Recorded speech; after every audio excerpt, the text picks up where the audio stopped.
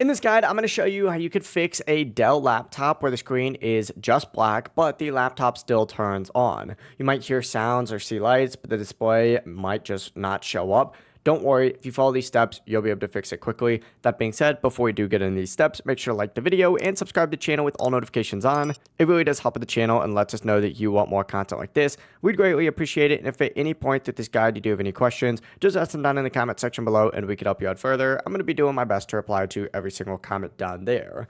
Now, if you are seeing lights on the laptop, that is a good sign. That just means the battery is working. Make sure that your laptop is properly charged. Sometimes the laptop is running on very low power, which can cause the screen to stay black. So plug it in and let it charge for at least 15 to 20 minutes. Also, check the charger itself. Make sure it's not damaged, loose, or bent. If you are using a USB-C charger, maybe try using a different cable or a power adapter if you do have one. You should also try plugging it into a different wall outlet just to be sure. Once you know the laptop has enough charge, what you're going to want to do is use a quick keyboard fix. This step resets the graphics driver, which often does fix a black screen. You're going to want to go ahead and hold Shift, Control, and then the Windows key, and then the B key, all at the exact same time. Hold these keys for about 15 to 20 seconds, and you might hear a beep or the screen flicker. Just give it a moment to turn back on. Even if it doesn't work the first time for you, go ahead and try it again.